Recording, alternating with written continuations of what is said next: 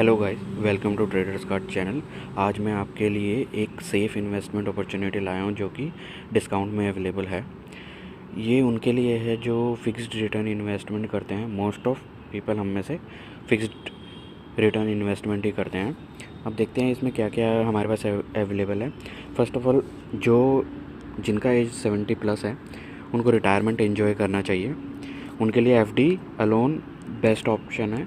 अगर उनको financial knowledge नहीं है, फाइनेंशियल लिटरेसी नहीं है, तो उनके लिए एफडी बेस्ट ऑप्शन है। तो हम एक बार देख लेते हैं अपने टॉपिक की तरफ। फिक्स्ड रिटर्न इन्वेस्टमेंट जो है उसमें हमारे पास कौन कौन से ऑप्शन है। हमारे पास एक फिक्स्ड रिटर्न एफडी है, फिक्स्ड डिपॉजिट। सेकंड है रिकरेंट डिपॉजिट। थर्ड है पीपीएफ। फिर है नेशनल पेंशन स्कीम। और फिर है इंश्योरेंस। इंश्योरेंस में दो कंपोनेंट, जो कि एक हेल्थ इंश्योरेंस है, एक टर्म इंश्योरेंस है। ये कंपलसरी है और इम्पोर्टेंट है, इनको हम स्किप नहीं कर सकते, ये हमें लेना चाहिए। ठीक है, अदर देन इन दोनों के अलावा जो हैं उनको हम स्किप कर सकते हैं। इन सब का कंबाइंड, जो कि हम मोस्ट ऑफ पीपल सोचते हैं कि ये हमारे सेफ़ इन्वेस्टमेंट ऑप्शन है, इनका एवरेज रिटर्न एनुअली 6 to 8% है मैक्सिमम। इंश्योरेंस का तो और भी कम है, जो कि 2 to 3% एनुअली इंटरेस्ट रिटर्न देता है। सेकंड जो है इसमें फिक्स्ड रिटर्न इन्वेस्टमेंट में एक पीएफ है, प्रोविडेंट फंड, और एक नेशनल पेंशन स्कीम है। ये एनपीएस है जो कि गवर्नमेंट एम्प्लॉय है, ऑफिसर ग्रेड या उनसे वो, उनके लिए कि ये कंपलसरी ऑप्शन है, तो वो स्किप नहीं कर सकते। और बाकी सेक्टर में जो पीएफ है, जो कि 12 to 18% बेसिक पे का है, वो हमारे को सबको पे करना होता है। उनको छोड़ के बाकी इनका जो है हमारे पास, इनका अल्टरनेटिव हम आज स्टडी करेंगे। इनका अल्टरनेटिव आज हम देखेंगे कि इनका अल्टरनेटिव क्या क्या हो सकता है। फर्स्ट ऑफ ऑल देखते हैं कि एफडी किस तरीके से काम करते हैं, और ये कह सकते हैं हम ये सारी चीज़ें कैसे काम करती है। सेकंड, हम एक एफडी का रियलिटी चेक कर लेते हैं। एक उससे पहले, रियलिटी चेक से पहले मैं एक बेसिक कॉन्सेप्ट बताता हूँ। हमारी जितनी भी इकोनॉमी है वो उसको फाइनेंशियल मार्केट कहते हैं। फाइनेंशियल मार्केट के दो कंपोनेंट है, एक हमारे पास है मनी मार्केट, एक हमारे पास है कैपिटल मार्केट।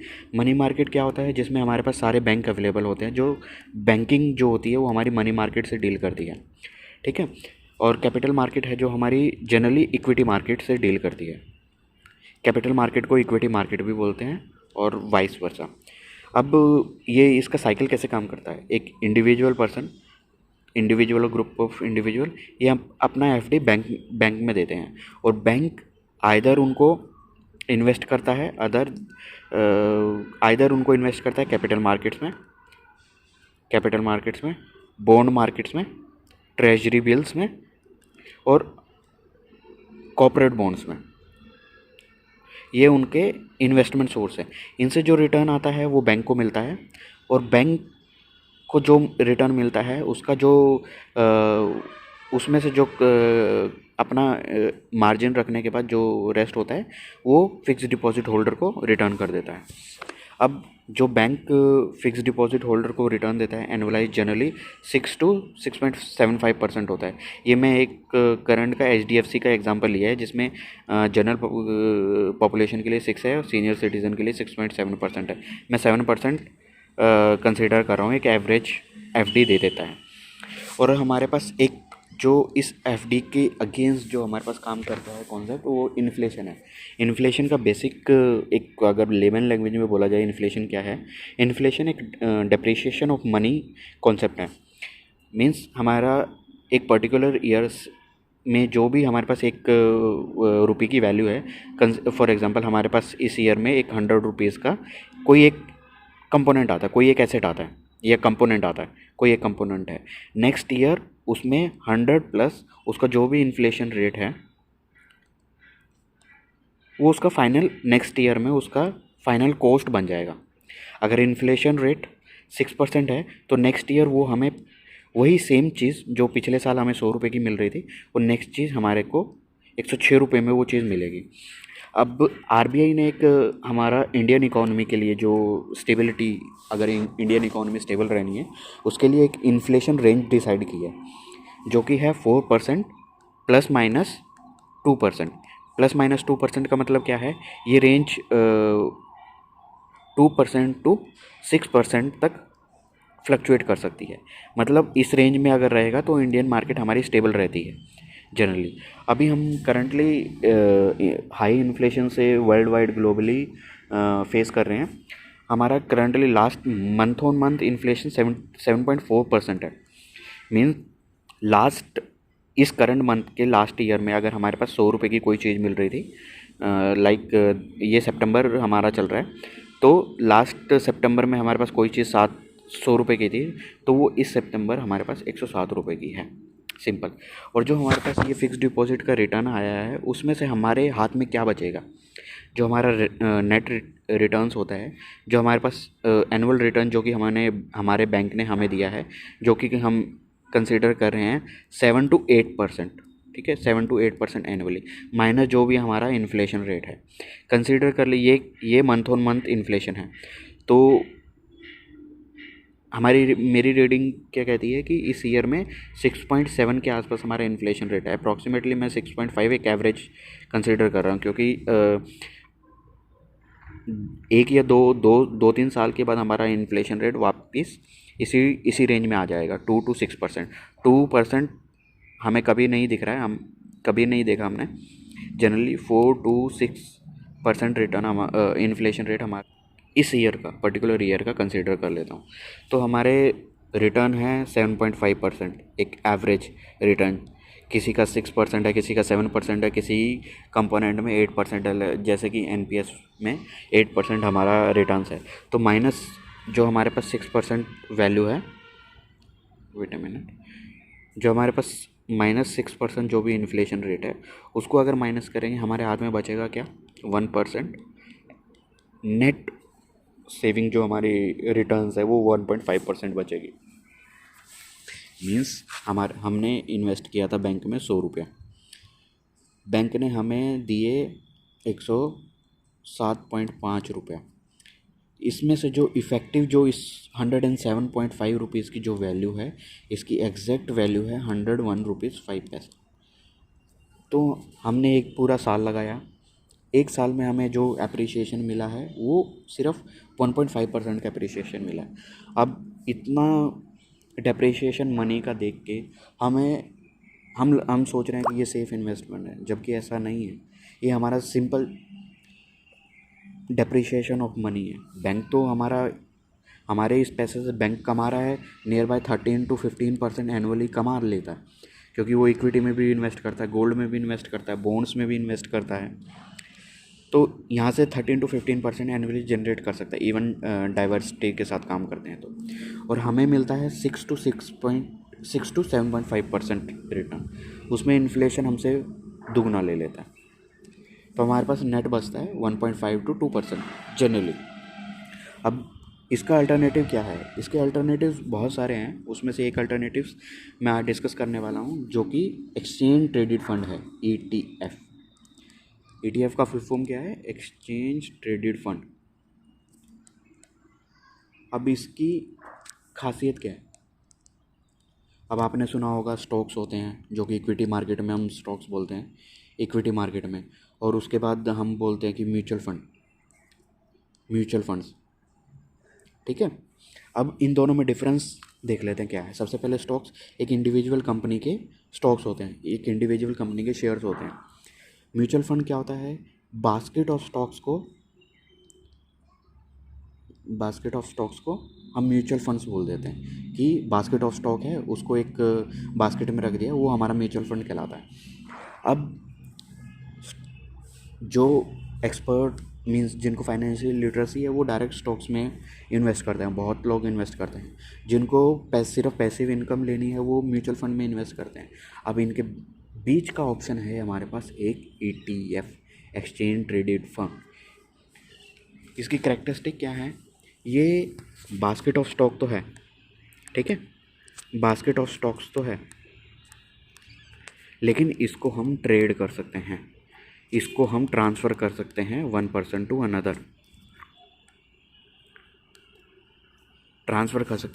अनदर, जैसे कि स्टॉक्स में करते हैं। तो इन बिटवीन है, स्टॉक्स की प्रॉपर्टी है कि हम इसको ट्रेड कर सकते हैं, और ये एक्सचेंज में लिस्टेड होता है।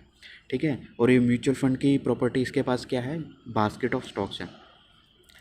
अब बास्केट ऑफ स्टॉक्स हमें मिल गया और हमें ये करेक्टरिस्टिक भी मिल गया कि हम उसको ट्रेड कर सकते हैं। अब कहाँ कर सकते हैं इसको ट्रेड, कहाँ ये हमें मिलेगा?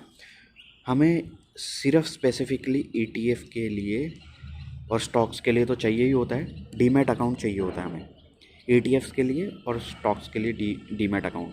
जबकि म्यूचुअल फंड में हमें डीमैट अकाउंट नहीं चाहिए होता है। यहाँ पे सिंपल हमारा जो AMC है उसके थ्रू हमारा डीलिंग हो जाता है। तो अब ETFs के बारे में थोड़ा और देख लेते हैं। ये बास्केट ऑफ स्टॉक्स किस किस टाइप की होती हैं। तो जो हमारे पास ETFs हैं वो इंडेक्स ETFs होते हैं। इंडेक्स ETFs क्या होते हैं? इंडेक्सेस होते हैं हमारे, जैसे US का इंडेक्स हो गया, निफ्टी हो गया, बैंक निफ्टी हो गया। तो US इंडेक्स में हमारा डाउ जोन्स हो गया, नैस्डैक 100 हो गया। तो ये एक पर्टिकुलर इंडेक्स है। इन इंडेक्स में क्या होता है, एक पर्टिकुलर जो भी उस कंट्री के टॉप कंपनीज़ हैं उनका एक बकेट होता है जो उन कंपनीज़ को एक कंसोलिडेटेड वे में रिप्रेजेंट करता है। जैसे हमारा इंडिया का है निफ्टी 50, ठीक है। निफ्टी 50 में क्या है, हमारा इंडिया का टॉप 50 कंपनीज़ का एक कंसोलिडेटेड ग्रुप है जिसको हम बोलते हैं निफ्टी 50, ठीक है। ये हमारे पास एक इंडेक्स को रिप्रेजेंट करने का है, इंडेक्स को रिप्रेजेंट कर रहा है और वो एक ETF है, तो इंडेक्स ETF हो गया। एक कमोडिटी का कंसोलिडेटेड बास्केट होता है, उसको कमोडिटी ETF बोलते हैं। और इसमें दो तरह के होते हैं, एक पैसिवली मैनेज्ड और एक्टिवली मैनेज्ड। पैसिव का क्या होता है, ये जनरली जो भी इंडेक्स में है उसको रेप्लिकेट करने के लिए यूज़ होता है।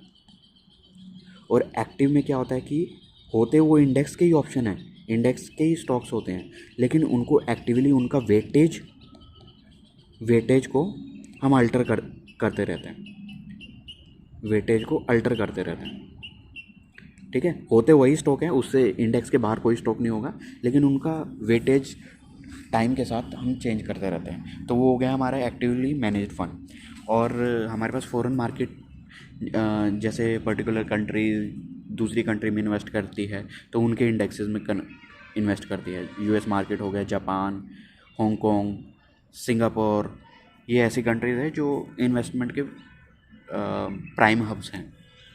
तो हम एक सेफ़ ऑप्शन की बात करते हैं, एक इंडेक्स ETF की बात करेंगे हम आज एक इंडेक्स, ठीक है। हम आज एग्जांपल लेते हैं, हम US में बैठे हैं, हम इंडिया में बैठे हैं। US का लार्जेस्ट कंपनी है एप्पल। अब इंडिया का लार्जेस्ट कंपनी है रिलायंस फ़िलहाल। तो कितने चांसेस हैं कि एप्पल एक दिन ज़ीरो हो जाएगा, रिलायंस एक दिन ज़ीरो हो जाएगा? क्या चांसेस हैं ऐसे? लार्जेस्ट कंपनी, एक पर्टिकुलर कंट्री की लार्जेस्ट कंपनी ज़ीरो होने के चांसेस ना के बराबर है, बिल्कुल ना के बराबर। लेकिन एक इंडेक्स है, ठीक है। इंडेक्स में जो US की है top 50 companies, top 100 companies, top 500 companies, क्या होता है कि जैसे जैसे उस कंट्री में जो भी कंपनी है वो टॉप 50 में आ जाती हैं तो उनको एंट्री मिल जाती है, जिनका मार्केट कैप कम हो जाता है वो बाहर आ जाती हैं। तो इंडेक्स में क्या होता है कि इवन इफ़ अगर एप्पल हमारी कल बंद हो जाए तो एप्पल की जगह कोई और ले लेगा। तो मतलब इंडेक्स की सर्वाइवेबिलिटी सबसे ज़्यादा है। एप्पल बंद भी हो गया तो जो US का इंडेक्स है वो थोड़े टाइम के लिए शॉक ज़रूर लेगा, क्योंकि एप्पल का अगर देखा जाए तो नैस्डैक में नियर बाय 10% वेटेज है शायद। ये 10% का वेटेज एक बार इम्पैक्ट ज़रूर डालेगा कि एक इंडेक्स को 7-8% डाउन कर सकता है, लेकिन ये ज़ीरो नहीं होगा। इवन एप्पल भी बंद हो जाए ये ज़ीरो नहीं होगा। तो हमारे पास ऑप्शन, मतलब इन्वेस्टमेंट, अगर हम इंडेक्स में इन्वेस्टमेंट करते हैं तो वो हमारा सेफेस्ट ऑप्शन कहला सकता है, क्योंकि उसका ज़ीरो होना इज़ नेक्स्ट टू इम्पॉसिबल रहता है। तो हम एक ऐसे ही इंडेक्स ETF की बात करने वाले हैं जिसके हम फंडामेंटल और कुछ टेक्निकल पैरामीटर्स देखेंगे। ठीक है। इस ETF का नाम है मोन 100, मोतीलाल ओसवाल का है, ये ओसवाल का है 100। ये रेप्लिकेट करता है नैस्डैक 100 को। नैस्डैक 100 एक US का टेक इंडेक्स है जिसमें 100 कंपनीज है, टोटल 100 कंपनीज है इस इंडेक्स में, और इसको रेप्लिकेट करता है हमारा ये ETF। अब इस ETF के बारे में देख लेते हैं। इस ETF का पोर्टफोलियो देखते हैं सबसे पहले। ठीक है, इस ETF के पोर्टफोलियो में है हमारे पास Apple, Microsoft, Amazon, Tesla, Alphabet Inc, Facebook, Nvidia, PepsiCo, Costco. अब देखा जाए, एप्पल का कंट्रीब्यूशन 13%, माइक्रोसॉफ्ट का कंट्रीब्यूशन है 10%, अमेजन का है 6.8%, टेस्ला का है 5%, अल्फ़ाबेट का अगर टोटल देखा जाए गूगल का, ये है नियर बाई 7.7%। ठीक है, top 5 companies, 1 2 3 4 5 company, top 5 companies near by 40% है। और जहाँ तक कि मेरे को पता है कि ये टॉप 5 कंपनीज वर्ल्ड की टॉप 5 कंपनीज है, not only US but all over the world. इनका मार्केट कैप लार्जेस्ट है अमंग ऑल कंट्रीज।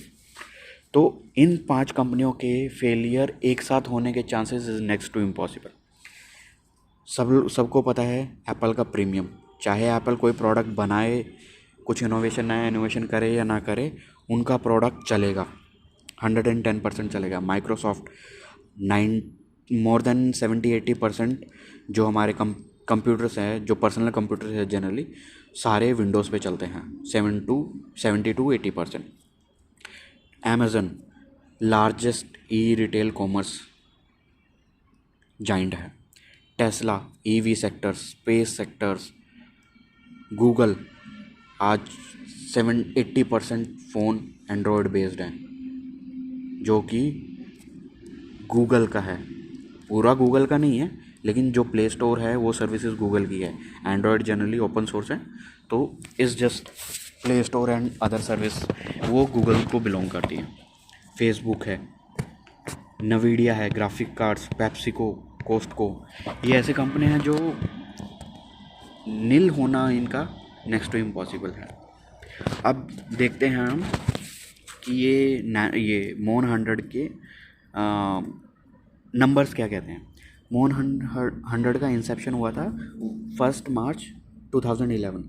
इसका जो इनिशियल प्राइस आया था वो 9.5 रुपीज़ आया था, और आज इसका प्राइस है 91 रुपीज़। आज का एक करंट डे का मैं अभी चार्ट देखा था तो 91.5 रुपीज़ है। इसका ऑल टाइम हाई है 135 रुपीज़। 135 से अभी करेक्ट होके 91 रुपीज़ पे है। जो हमारे पास जो नैस्डैक है वो 2011 के बाद सेम डेट को ही कंसिडर किया है। नैस्डैक बहुत पुराना इंडेक्स है। मैंने जिस ईयर में मोन 100 आया था उसी ईयर से इसका नंबर लिया है। तो उस टाइम ये था 2301 एग्जैक्ट टू बी एग्जैक्ट, और आज करंटली ये ट्रेड कर रहा है 10,990 पे। ठीक है, अब इन 11 ईयर्स में इनका CAGR रिटर्न्स कितना मिला है, ये ऑलमोस्ट 10 टाइम्स हुआ है। तो हर ईयर में इसका जो रिटर्न है 22.89%। ठीक है, जनरली ये लमसम इन्वेस्टमेंट पे है 22.89%, और जो इनका वेबसाइट पे जो डेटा गिवन है वो 20.67% है। इवन 20% भी कंसीडर कर लिया जाए। सिंस इंसेप्शन मीन्स 11 साल से ये हर साल 20% का एनुअल रिटर्न्स दे रहा है, पिछले 11 साल से, सिंस इंसेप्शन। और जो हमारे पास इंडेक्स है उसका जो एनुअल रिटर्न्स है CAGR पिछले 11 साल में 15.28% है। मीन्स जो ये हमारा मोन 100 है वो जिस इंडेक्स को ये रेप्लिकेट कर रहा है उसको भी बीट कर रहा है। ठीक है, उसने एवरेज रिटर्न्स दिया 15.28%, और इस ETF ने रिटर्न दिया है 20% का रिटर्न दिया है। और ये दोनों अभी जो इंडेक्स नैस्डैक इंडेक्स है वो ऑल टाइम हाई से 33% डिस्काउंट है, इसलिए मैंने बोला था कि ये डिस्काउंटेड ETF है, जो कि हमारे पास डिस्काउंटेड अपॉर्चुनिटी जो अवेलेबल है। और जो ये मॉन 100 है वो हमारे पास 31.89%, 32% ऑलमोस्ट डिस्काउंट रेट पे है, सिमिलर टू इंडेक्स। सो एक चार्ट देख लेते हैं, अब इनका टेक्निकल पैरामीटर्स देखना चालू करते हैं हम। ये है इसका इंसेप्शन, यहाँ पे ये 9.5 रुपीज़ था, अब ये ऑल टाइम हाई लगाया 135 और अभी ये 91.25 के आसपास ट्रेड कर। ये नीचे है हमारे पास नैस्डैक 100, ठीक है, नैस्डैक 100। इनका स्केल को मत देखना, क्योंकि इसका जो वैल्यू है वो 10,000 है और इसका अंडर 100 है अभी फ़िलहाल, तो इनका स्केल कंपैरिजन नहीं हो सकता। लेकिन जस्ट मैं ये इसलिए डाला है ताकि इनका मूवमेंट देखा जाए। जैसे जैसे हमारा इंडेक्स बढ़ रहा है वैसे वैसे ये बढ़ रहा है, जैसे जैसे डिप आ रही है वैसे वैसे डिप इसमें आ रही है। इंडेक्स बढ़ा डिप, मोन बढ़ा डिप, ये रैली दी इसमें, इंडेक्स में इसने भी रैली दी, फिर इंडेक्स में डिप आई है, इसमें भी डिप आई है। तो ये बताने के लिए कि ये सिमिलर रेप्लिकेट कर रहा है एक पर्टिकुलर इंडेक्स को। अब मोन 100 के टेक्निकल लेवल्स को देख लेते हैं हम, ठीक है। टेक्निकल्स लेवल्स क्या कहते हैं हमारे, टेक्निकल्स लेवल क्या कहते हैं, हमारा करंटली जो ट्रेड कर रहा है 91.5 पे ये ट्रेड कर रहा है, और जो हमारे पास ऑल टाइम हाई है वो 135 के आसपास है। हाई ऑलमोस्ट 138 का है, बट मैं हाईएस्ट क्लोजिंग्स जो आ रही हैं, हाईएस्ट ट्रेडिंग जोन जो आ रहा है वो 135 का आ रहा है। तो 135 से ये डिस्काउंट है 32%, ऑलमोस्ट 32% डिस्काउंट पे अवेलेबल है। और ये सपोर्ट लेवल पे भी है। एक अपना लास्ट जो सपोर्ट था ये 88 का, ये अपने सपोर्ट लेवल पे है। इससे नीचे जो सपोर्ट लेवल है वो 89 का आ रहा है। कंसीडर कर लिया जाए अभी अभी क्या कर सकते हो आप लोग कि इस पर्टिकुलर लेवल पे आप अपना 35 to 40% डाल सकते हो। और इसके बाद जो लेवल आता है, अगर ये और करेक्ट हो जाता है, यहाँ से 10-15% गिर जाता है, तो ये पर्टिकुलर 80 का लेवल है, 80 रुपीज़ का लेवल है। यहाँ पे आप लमसम अमाउंट नेक्स्ट 50 to 60% का, 50 to 55% का डाल सकते हो। अगर और गिरता है तो ये नेक्स्ट लेवल आता है हमारे पास 70 रुपीज़ का। इससे नीचे मैं उम्मीद नहीं कर रहा ये कभी जाएगा, ठीक है। और ऊपर देख लेते हैं हम, मैंने ये फिबोनाची एक्सटेंशंस लगाए हैं इस पर, फिबोनाची एक्सटेंशन लेवल्स, ठीक है। ये अब जो पर्टिकुलर लेवल्स हैं, जिस तरीके से प्राइस मूवमेंट मूव किया है उसके अकॉर्डिंग ये पर्टिकुलर की लेवल्स दे देता है कि ये पर्टिकुलर मूवमेंट कहाँ तक जा सकती है। तो हमारा सबसे पहले जितने रेजिस्टेंस है वो देख लेते हैं। सबसे पहला एक मेजर रेजिस्टेंस 110, फिर ये एक जोन है 125, 135। इसके बाद हमारे पास नेक्स्ट टारगेट जो आ रहा है 154 और 172। ये विद इन अ ईयर नहीं आएंगे, सिंपल सी बात है। विद इन अ ईयर यहाँ से ऑलमोस्ट डबल का मूवमेंट नहीं करेगा। एक सिंपल 20% ये ऑलरेडी दे रहा है। 20% हमारा ये ईयर जो है ये नील ईयर ऑलमोस्ट है। इस ईयर किसी इंडेक्स ने मूवमेंट नहीं दिया। अगर इंडेक्स ने मूवमेंट नहीं दिया तो उनके जितने भी रेप्लिकेटिव कंपोनेंट हैं उन्होंने भी कोई मूव नहीं दिया, सिंपल एज इट इज, ठीक है। तो ये ईयर जो है हमारे पास नील ईयर है। जनरली कभी भी कोई चीज़ अंडर परफॉर्म करती है वो मैक्सिमम 1 ईयर, 2 ईयर, 2.5 ईयर तक ही करती है, उसके बाद उसको मूव करना ही पड़ता है कहीं ना कहीं। कंसीडर कर लेते हैं हम अगला नेक्स्ट ईयर भी हमारे पास कुछ मूवमेंट नहीं आती है, या हमारे पास ये 10% करेक्शन आ जाता है, तो हम ये वैल्यू भी पिक कर सकते हैं। 80 रुपीज़ के आसपास भी बाई कर सकते हैं। हमारे पास 70 रुपीज़ का एक जो बेस्ट लेवल है वो 70 रुपीज़ भी आ सकता है, वहाँ पे भी बाई कर सकते हैं। लेकिन अगर ये यहाँ से रिवर्स होना चालू कर दिया, क्योंकि एक साल ऑलरेडी नील रिटर्न्स दिए हैं इंडेक्स ने, अगर ये यहाँ से रिवर्स करना चालू किया है तो ये लेवल्स को क्लियर करना ज़्यादा मुश्किल नहीं होगा हमारे लिए। तो ये हमारे पास एक डिस्काउंटेड अपॉर्चुनिटी है और दिवाली के लिए ये बेस्ट पिक है। अगर आप लोग इन्वेस्ट करना चाहें तो कर सकते हैं, ये बहुत अच्छी अपॉर्चुनिटी है। इस टॉपिक में बस इतना ही। Thanks for watching. Please like, share and subscribe to my channel. Thank you.